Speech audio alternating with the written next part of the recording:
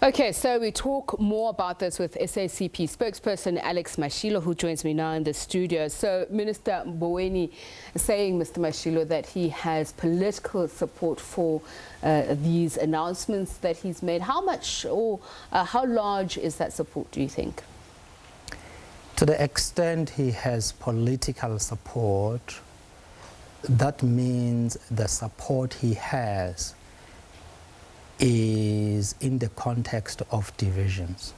And where there are divisions, it is going to be very difficult to achieve a success. Already, Cosatu in the Federation is concerned and has expressed its disappointment on the budget stance towards the public wage bill. We too, as the SACP, have got our concerns. He surely does not have our political support on a number of items. So we'll get to the items specifically, because obviously they affect your support base, your workers, your membership. But you pointed to the divisions within the ANC, which is what I'm assuming that you're saying when he says he's got political support. What does it mean for alliance relations? These issues being put on the table, and Mr. Mboweni saying that, you know, not only does he have support, but there are people who are congratulating him for taking such a tough stance in difficult times. By divisions, I will not necessarily be pointing a finger at the ANC. I'm looking at all of us as a movement and the alliance. Okay. And we obviously will not give him support on a number of items, particularly where we believe that he is on a warpath against the working class. And that's it. There are certain things that we welcome from the budget, of course, like the 30 billion rand that was set aside to establish the Sovereign Wealth Fund, the announcement that was made by the President to move ahead with the establishment of a state bank. But if you look at the budget, I mean, the President makes an announcement during the State of the Nation address about a number of TVET colleges that will be built. And then the budget announcing 688 million rand card in support towards TVET colleges.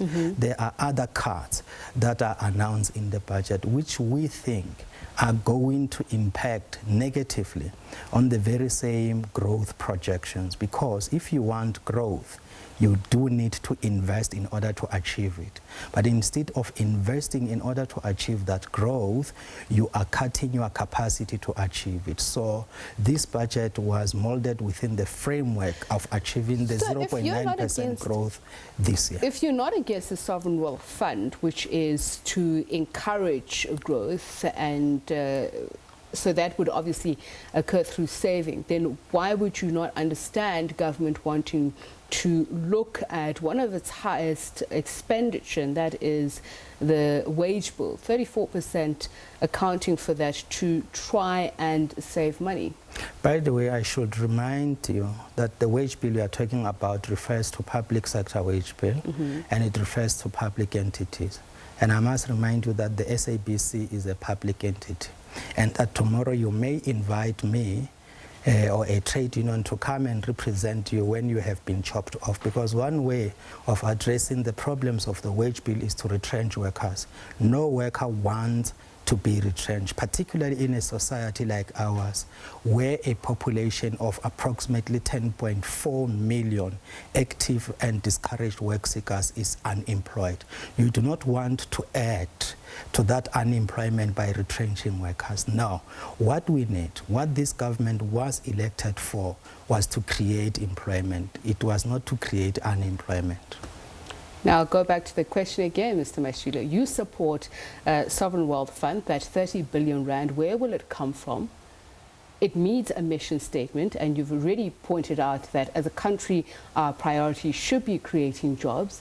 Government is saying its highest expenditure, 34% of which is the public sector wage bill. Is it, according to where they sit, not practical to look at where its highest expenditure is? No. By the way, government borrows money, and the president covered that in the State of the Nation address. He spoke about borrowing for consumption and for servicing debt. Mm-hmm. So in your household, if you have an income problem, you will rather borrow in order to invest than borrow in order to consume, because what you will need at the end of the day in order to pay back the loans plus interest is investment in productive capacity. So if you do not develop your productive capacity in order to achieve growth, but you attack it through cuts, you are not going to achieve what you want.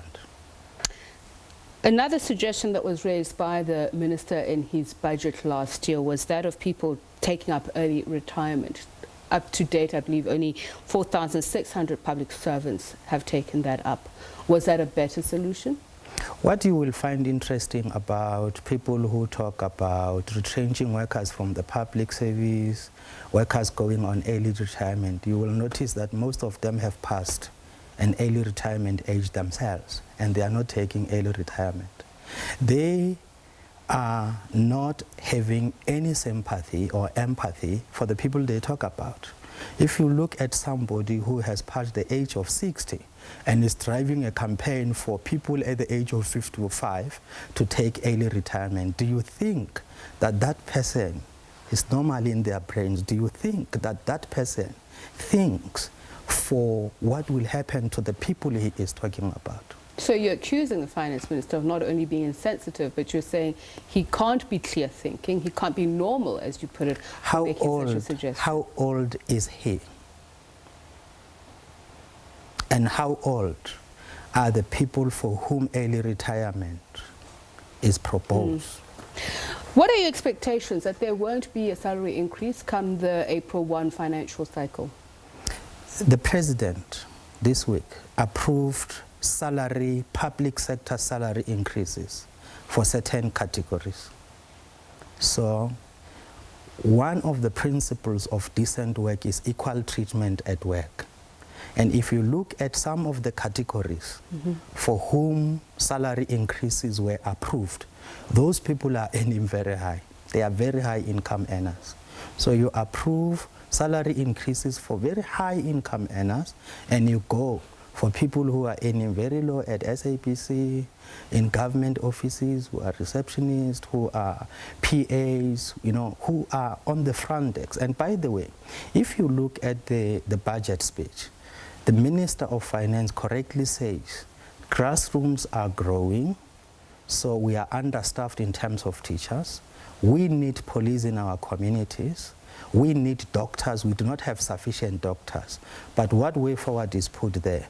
The way forward is that you must reduce the size of this sector that needs more people to be employed. And the condition is that in order to address those people, is that we must deal with corruption, we must deal with uncontrolled expenditure, blah, blah. And after that, we will return to this. You will not appreciate it yourself if your child is in a classroom of 100 learners, and at the end of the year, matric results are announced, another child is receiving an award for good performance because that child happens to be at the school where there are just about 35 in a class. So we must eliminate inequality. I need to ask you this final question. The minister also saying that there's an intention to review the 2018 wage agreement. What would it entail to do this? Is it possible? A wage agreement is entered into between the employer and the trade unions representing workers. And it normally runs from a given period up to a certain deadline, and it is signed for, it is applied. Let me give you an example. Here at the SABC, you would have said we are entering into a multi-year agreement. And then this multi-year agreement will give you 6% in year 2, 7% in year 3, 7.5% in year 4. As a human being, as an employee, you plan that in these 3 years, my income will be growing this much.